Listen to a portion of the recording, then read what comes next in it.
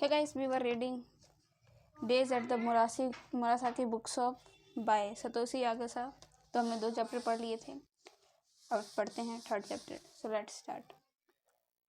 I didn't oversleep again after that day and somehow figured out what to do in the store. Fortunately, business was mostly slow until the afternoon. I would sit at the counter in the back and zoned out. My routine did not change much once I would settle in. I would open up first thing in the morning, tend to the store until my uncle arrived and relieved me of duty. Then I would rush upstairs, bury myself in the covers of my futon and sleep. My room contained only the absolute bare necessities. I'm sure it would not have looked like much of my life to anyone else, but it suited me. Honestly, in my frame of my mind, I was ready to leave behind the things of this world. My uncle Sataru would appear afternoon dressed in the slouchy, loose clothes that would never have been allowed at a normal company. When he came in, he would first check the account ledger and then the online orders before getting on the phone to chat about something or other for the work. I could hear him complaining to the person on the other end of the phone saying, "Nah, no way," or "That's pretty harsh, isn't it?" Or if we don't make it through this, he might have been complaining about the situation the business was in, and yet something about the tone of his voice always seemed happy. What I did not expect about the used books business was how big the network was. According to my uncle, the network of booksellers and your personal relationship were a big part of making sure you could bring in new inventory and keep the store from the out of the book. A specialty specialty store like the Murasaki bookshop could not maintain its inventory just by buying books that customer came in to sell. The periodic auctions that the bookstore union organized were crucial for stores to get more used books. Even though we think of it as an independent business, what matters in the industry more than anything are the relationship you have with people. I guess that's probably true of the world in general, he said, looking rather pleased with myself. There was still a considerable gap, however, between the man proclaiming this to me and the image I had in my mind of a second-hand bookshop owner that came from my grandfather. And grandfather was hard-handed and inflexible, a man of few words. At a family get-together, he sat imposingly at the center of the group, surrounded by all the relatives. As a child, I was secretly afraid of him, and my grandmother would always laugh and say, "He's an old used bookseller. That's just the way he is." But mm, compared to him, my uncle was a flexible and indecisive as a jellyfish. I would never spend so much time with him before, but the more I did, the more I was surprised by how wishy-washy he was. I even got the wild idea that my aunt Momoko had run off because she had gotten sick of it, and yet, in spite of all of that, the regular customers kept coming ready to chit chat. The two of us did not talk much aside from the work, but after about a week had passed, my uncle could not take it any longer. "Takako," he said with an amazed look on his face, "all you do is sleep. You are a sleep monster." "I must be going through a sleepy phase," I replied coldly. My uncle was just itching to interfere in my life, but I refused to let him draw me out. "That's right. It's 25. That's right. It's like they say a sleeping child is a growing child, but you have so much time. Why don't you try going for a walk? There are lots of interesting places. Listen, I have been coming here since I was a kid and I have never gotten tired of it. I am okay. I would rather sleep." I could tell my uncle was not finished talking, but I put an end up to the conversation. After that, no matter what he said, I was not going to reply. I was as silent as a stone. Deep down, I was suckling. Of course, my uncle must have heard everything from my mother, so he more or less knew what was going on in my life. And yet, despite that, he was just casually bringing up the subject without any consideration. It made me angry. Even our regular customer Sabu seemed to know all about my life. He came in one day and said, "Oh, if it is not sleep monster Takako, who told you that?" I said in gently. But of course, it could only have been my uncle, the person I was really angry with. That you regularly sleep 15 hours and you are still sleepy. I don't sleep 15 hours, more like 13. When I corrected him, Sabu shook his head in amazement. When I was in my 20s, I could not spare that much time for sleep. I was always reading. When I decide to sleep, I sleep. You are stubborn. Just like your uncle. That's absurd. How could you compare me to that fool? You also have his peculiar sense of humor, Sabu said and giggled. I'm not like him. Please don't learn up us together. No, no, don't underestimate him, Sabu said, suddenly turning serious. That man might be a nincompoop, nincompoop, but he is also the soap savior. Savior, I replied, my eyes getting wide. That's right, ask him sometimes. As he spoke, Sabu gave me a knowing look that to show off a bit. He said, Adios, gave a little wave goodbye, and left the store. Who cares? I thought, I have zero interest in whether my uncle thinks he's a savior or not. All I want is to go back upstairs and get under the covers and sleep. Still, even I was amazed at how sleepy I was. I told Sabu that I was sleeping 13 hours a day, but on days when the shop was closed, I slept all the day. I slept and wished I could sleep forever. In my dreams, I did not have to think of those awful things. My dreams were like the finest, sweetest honey, and I was like a honeybee, flying in search of more. In contrast, there was nothing good about the hours I was awake. Even though I hated him, I was constantly thinking of Hidaki. The way he laughed, the way he touched my hair, I like everything about him. The way he was a little self centered, the way he had a complex about being tone deaf, the way he cried so easily. I knew I was being an idiot, but when he and I were together, I truly was happy, and those memories were engraved into the cells of my brain so deeply I could not erase them. Sometimes I even imagined that the words he said to me the last time were all lies, that he was just teasing me, it's all fake. He would tell me he had just wanted to play a little joke on me, and of course that was not true. That was not true. If he if it had been true, I would not be here. So put it out of my mind and stop remembering what happened. I went on sleeping, perhaps out of stubbornness, perhaps for some other reason. The time passed by so quickly that I could never catch. Chapter 4. Takako, you still up?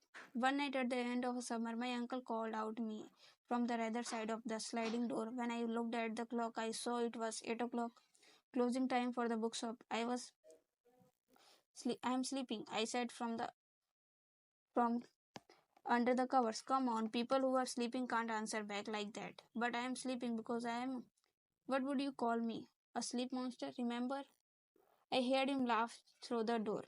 Are you angry? He said. I talked to Sabu. I am angry. You said I was like a monster. Well, I was worried about you, so I talked to him. He was worried about you too.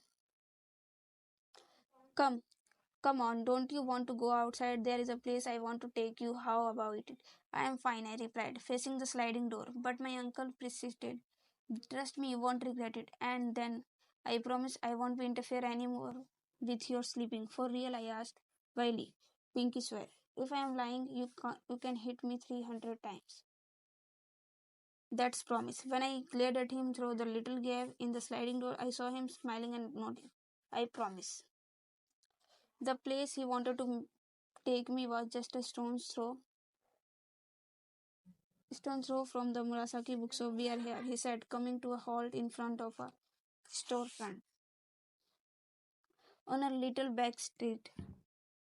It was an old man.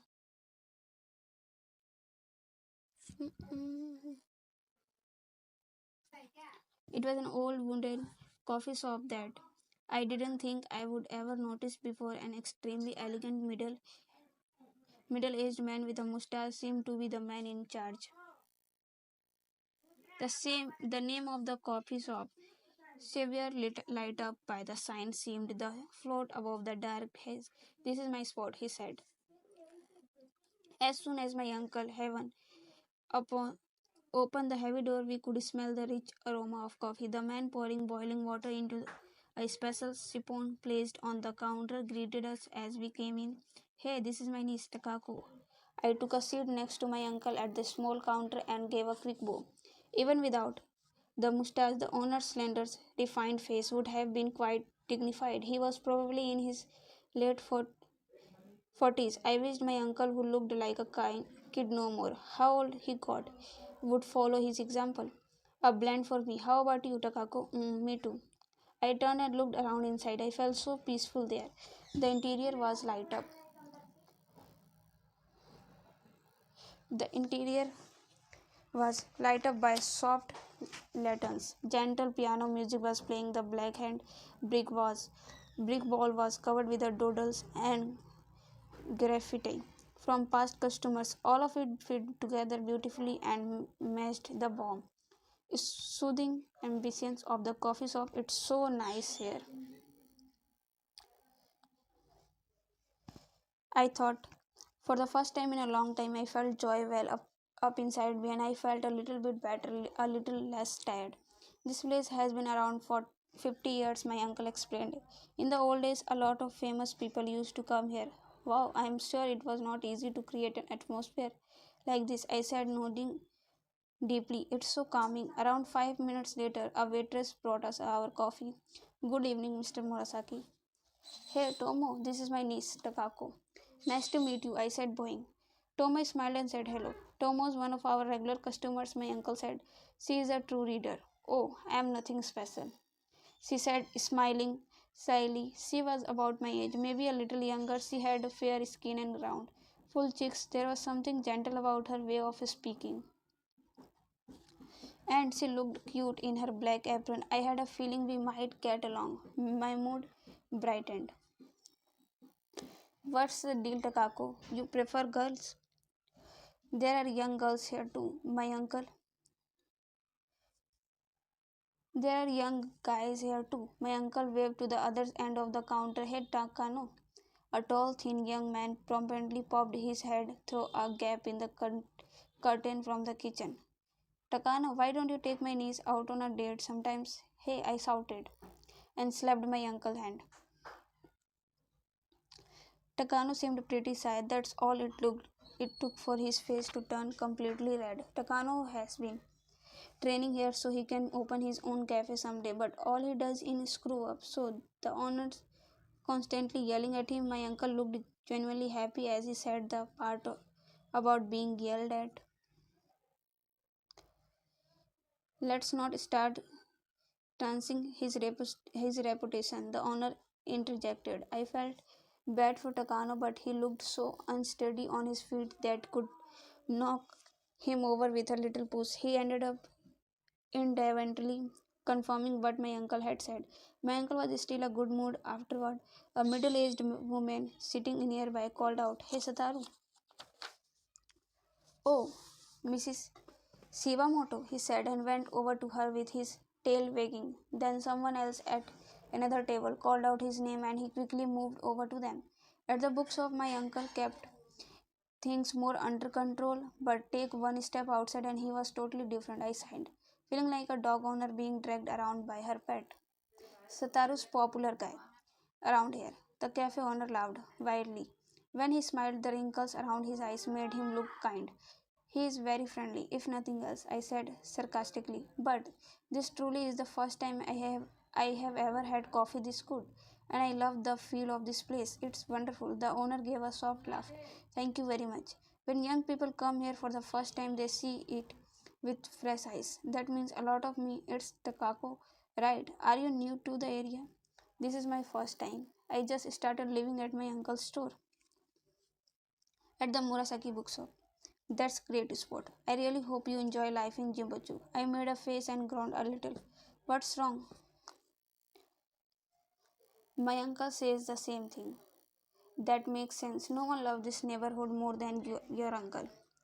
I groaned again. I'm not sure I get it, but I was not lying when I said your cafe was wonderful. I definitely want to come back anytime, he said and gave me a big smile. We stayed so long at the cafe that when we left, it was late in the evening. My uncle and I strolled out and the neighborhood just wandering the night. The night breeze was cool against my face. It's already felt like autumn. My uncle seemed drunk from the one beer he had ordered. He walked ahead of me, stumbling a little and mumbling about what a nice night it was.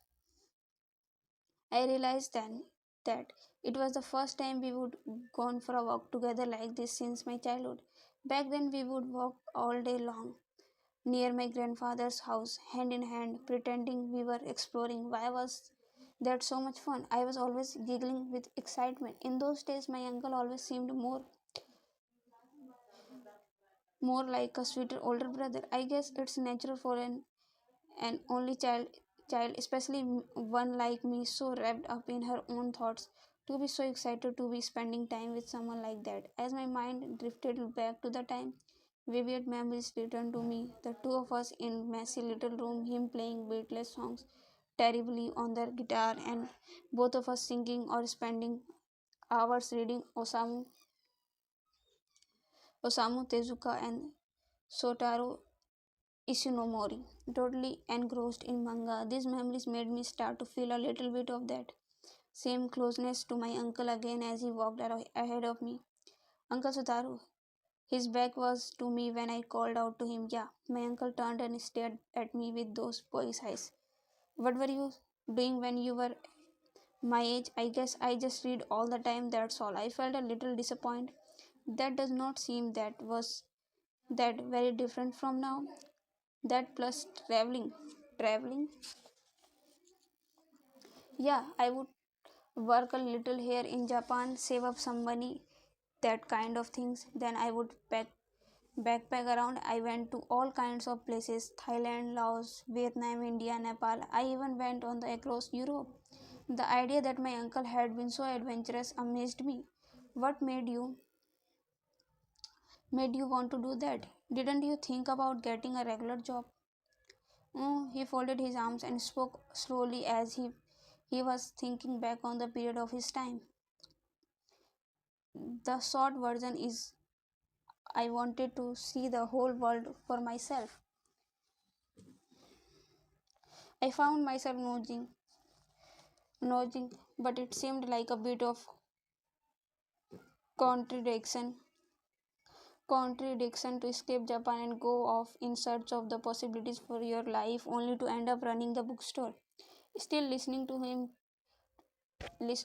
talk, I realized just how different he was from the image of him I had been holding on to since childhood.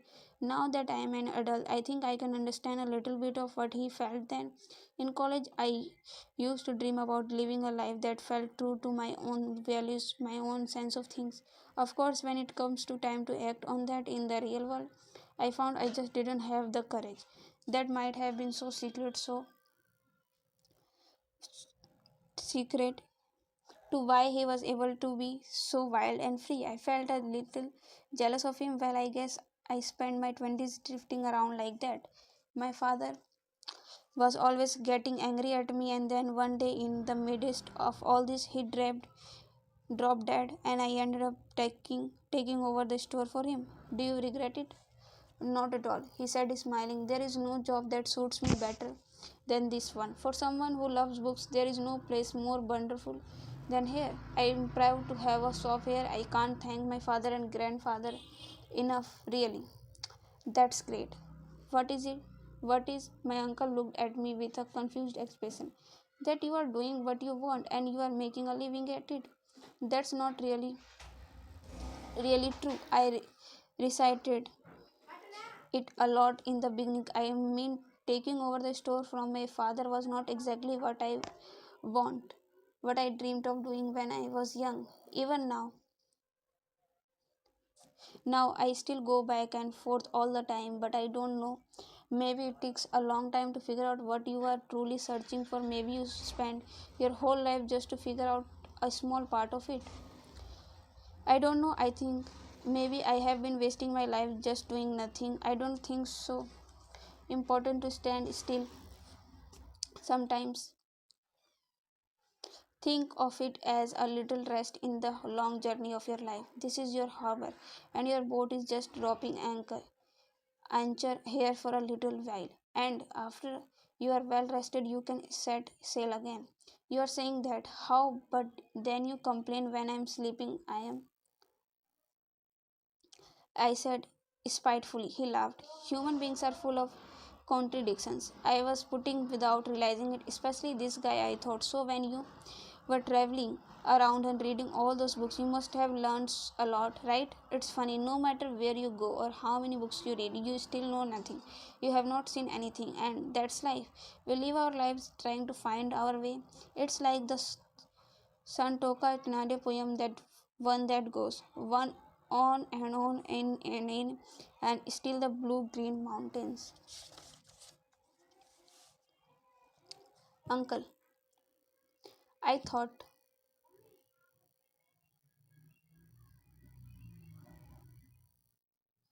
I thought that this might be my opportunity to ask the question I had been wanting to ask him all along. Yeah. Why did Anto Momako leave? She and I have the same way of looking at things. It's what brought us together, and I think it's also the reason we split up. We met in the middle of the journey and we fell in love, but that doesn't mean we will always be traveling together. At some point, everyone has to find their safe harbor. I had always thought we would make it to the end together. Unfortunately, that's not how it turned out. What was it like when it happened? Were you sad? He looked up at the thick clouds covering the sky. Of course, it was sad, but no matter where she is and what she is doing, I want her to be happy. Still, I could not understand how he could feel that way. Didn't she dump you and leave? But Momoko's still the one woman in my life that I have truly loved. The fact that fact will never change, and the memories I have of our time together, there is all still here in my heart. So in that sense, I am still in love with her. I wanted to ask him why, but there was something so sad about the look of him from behind, so small under the street light. And then I decided I could not say anything more that night.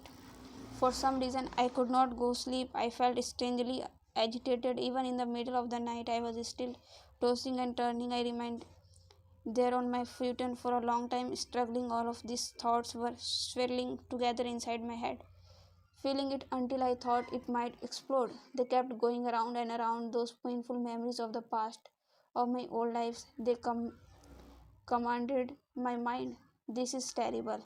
I thought. I sat up, and suddenly, if I don't do something, I said to myself, I'm going to suffocate here. I thought I could maybe watch TV, but then I remembered that would mean rearranging those stacks of books again first. It was 3 in the morning, nothing was open outside. No matter where you went, as I stared into the darkness, I wished I had a book to read. It would have at least been a way to pass the time. That's when it hit me. Isn't it this bookstore? I was practically drowning in a book. I would completely forgotten their original purpose because up till then I would only seen them as a hostile presence in the room.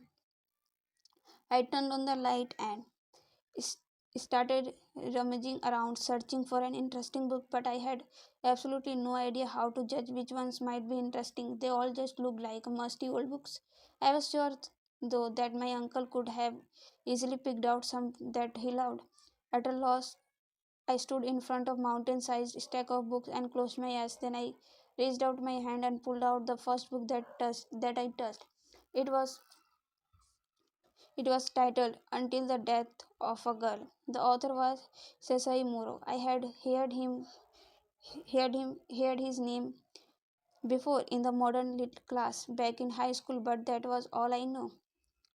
So there in that dim room with only the light of a little lamp near my pillow, I bo- browed under my covers and began to read. My hopes was that the book would be boring enough that I would fall asleep. But a funny thing happened, and an hour later I was totally absorbed in it. Sure, there were some passages where the writing was difficult, but the subject of the book was human psychology, which is universal. The story centers around a man trying to start his life in a Nezu after spending his childhood in Kanazawa. He moves to Tokyo to follow his dream and become a poet. There, he gets entangled in a relationship with a woman who is the lover of a friend and his half sister. He is struggling in a po- poverty, poverty, poverty, with no way to support himself in Tokyo when he meets the girl in the title of By Chance. It's through his relationship with her that starts to heal his wounded heart, however briefly. The man The main character has grown up in a difficult circumstances and has survived a depressing youth, but somehow the whole story is suffused with this quiet tenderness. Little by little, I felt something wash over me, a feeling of peace that word can't express. If I had to explain it, I would say it could only have come from the writer's fervent love of life. When I looked up, I realized the night was fading and the day was beginning to dawn. I read on, turning one page after another. That day, when my Uncle Sataro came around, I was still feeling excited. Usually, I hardly greeted him, so when I leapt to my feet, he looked back at me with wonder. I had until until the death of a girl in my head. This book was good, I told him. How did he react? All of a sudden, my uncle's face lighted up, just like a kid who had gotten a wonderful birthday present. Really, you liked it? My uncle was as excited as if it had happened to him. Yeah, it was amazing, I said. I don't know how to describe it. It hit it hit home. I was frustrated that I could not come up with a better word. It hit home. I could not begin to describe the complex things happening inside me. No way. It means so much to me to hear you say that. I am overjoyed by going straight to Moro Sesai. That's jumping into the deep end. My uncle was so profoundly happy that it somehow made me happy too.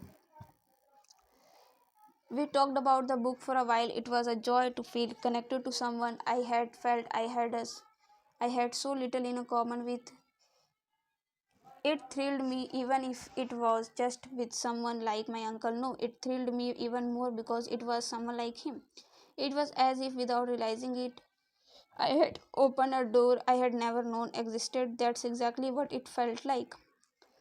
From the moment on, I read relent- relentlessly one book after another. It was as if a love of reading had been sleeping somewhere deep inside me all of this time, and then it suddenly sprang to life. I read slowly, savoring each book one by one. I had all the time in the world then, and there was no danger I had run out of books, no matter how much I read. Kafu Nagai, Junichirgu, Tanizaki, Osuma Dezai, Hauru Soto, Ryansuke Akutagawa, Kozyuno. I read them voraciously. The authors whose names I knew, but I hadn't read the one whose names I had never even heard of. Any book that seemed interesting, and yet, for all I read, I found a book after book, and that I still wanted to read. I had never experienced anything like this before. It made me feel like I had been wasting my life until this moment. I decided to stop sleeping all the time. It no longer seemed necessary. Instead of taking refuge in sleep after my uncle took over for me at the bookshop, I went to my room or to a cafe to read. These old books held more stories, history within their covers than I had never imagined that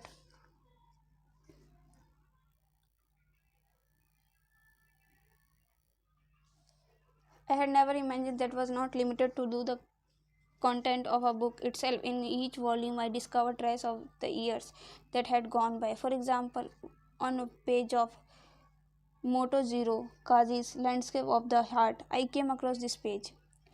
The act of seeing is no small thing. To see something is to be possessed by it. Sometimes it carries off a part of you, sometimes it's your whole soul. At some point in the past, someone reading this book had felt moved to have taken a pen and draw a line under these words. It made me happy to think that because I had been moved by that. Some pages too, passage too, I was now connected to the stranger. And another time I happened to find a pressed flower someone had left as a bookmark. As I inhaled the scent of the long ago faded flower, I wondered about the person who had put it in there. Who in the world was she? When did she leave? What was she feeling? It's only in second-hand books that you can savor encounters like this, connections that transcend times. And that's how I learned to love the second-hand bookstore that handled these books. Our Morisaki bookshop, I realized how precious a chance I had been given to be part of that little place where you can feel the quiet flow of time. As a result, I became pretty knowledgeable about the writers we carried. Before I knew it, I had become close with our regulars too. When Sabu realized something was a little different about me, he revised his earlier impression of me. Hey Takako, he said, you are getting into it, are not you? There was one more change. I started taking walks around the neighborhood.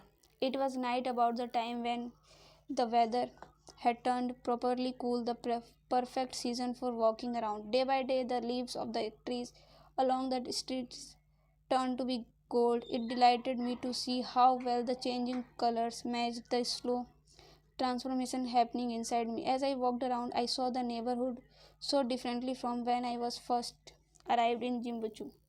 Now, the whole place felt like the setting for an adventure. It was exciting in any case.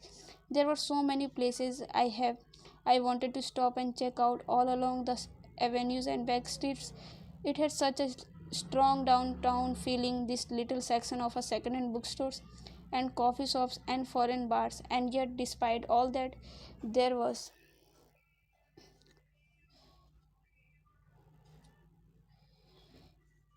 there was nothing about this atmosphere that was chaotic in a way I could not stand it. The whole neighborhood felt distinctly calm. This is where I finally realized that even though we call them all bookstores, each store has its own totally distinct flavor. They are divided by their various specialties. Some sell only novels, some only foreign literature or historical novels. There were even shops that dealt only in films, magazines, or children's books, or Edo area text bound in the traditional style. There was all kind of stores owners too. Some were stubborn old guys like my uncle, but there were also younger ones with gentler dispot- dispositions. I stopped by the welcome center one day, and they told me there were actually more than 117 bookstores here. Like my uncle said, it was really the world's greatest neighborhood for bookstores. When at last I was hired from walking, I would stop at a coffee shop to rest. The warm coffee was perfect for chilly season. Drinking a cup at the end of my walk, I felt relaxed to my core. I spent the day after the day this way. As we went deeper into autumn, I have no doubt that my new routine helped brighten up my mood. Things were still knotted up inside me, but it felt like the more I walked and the more they loosened up. Perhaps as a result, it was at the time that I started to go to know more people around the neighborhood. I became a regular at Xavier Coffee Shop and started to get very close with the owner and the staff, especially with Tomo, the waitress. Tomo was first year grade student in Japanese literature who was working at the Xavier in her free time. At some time, she came to the Murasaki bookshop as a customer, 2 years younger than I was. She looked quiet and reserved, but deep down she was fearlessly passionate, as you might expect of a grade student in literature. She had an incomplete love of writers, that wealth of knowledge was one of these things I admired about her. Around this time, Toma started coming by the store on her way from work, even when she was not looking to buy anything, and the two of us would go to my room on the second floor and have a tea together surrounded by books. The first time she came into my room, she light up. This place is amazing. It's like a dream, really. It's so small and there is no gas range. Since I was the one actually living there, I gave her my candid opinion. At least when it come to convenience, the place really had nothing to recommend it. Are those things really that important? Tom said, looking like I was the one who did not get it. Not a single thing here is superfluous. You reach out of your hand and the books are right there. Isn't that wonderful? I guess. It's true, she said as she brought her face close to mine, her eyes shone. I looked around the room again. It was strange. Somehow her excitement about my room,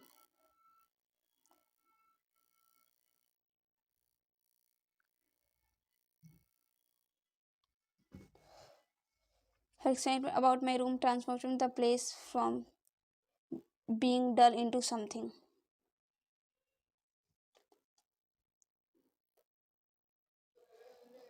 wonderful. She suggested that we could make the room even nicer by buying some flowers at the corner florist. We arranged Cosmos steams in a vase and placed it on the low table. The room felt so much brighter afterward.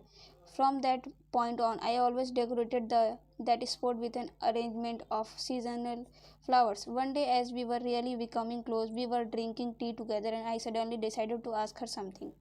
Tomo, how did you get so into books? She answered me in that same gentle voice. That's a good question. When I was in the middle school, I was painfully shy. I had this fear of telling people what I thought, and because of that, there was just these terrible feelings trembling around inside me. I was carrying around this awful shame. That's when I read the copy of Osamu Dezai's Schoolgirl. That's how it started for me. Now I am basically totally addicted to reading. I think every serious reader at some point in their life encounters a book like that, and they never forget the experience. I said with admiration. Here is hoping we both encounter some wonderful books in the future, Tomo said with a smile. I hope so, I said, agreeing with all my heart. Afterward, something else happened connected to Tomo. Early one afternoon, when I was tending the shop by myself, Takano, who worked at the Xavier, come by. I had not had many chances to talk to him because he worked in the kitchen, but it was hard to miss his lanky figure inside the shop. I noticed him right away and said hello. Takano bowed and greeted me, but he seemed restless as he wandered the shop looking around. What an odd guy, I thought. Anything in particular you are looking for today? I asked. No, I am not, he muttered incoherently. What's going on with this guy? I wondered. His face was all red. He was acting like a little boy in front of the girl he had a crush on. That's when it hit me. What if he was interested in me? I remembered that when my uncle had told me to take me on a date, he had gotten extremely embarrassed. As I through, I found myself suddenly getting nervous too. The awkward silence inside the shop dragged on for a while. The air seemed to get so thick with it that it was getting harder to breathe. When I could not bear it any longer, I opened my mouth to say something, but at the very moment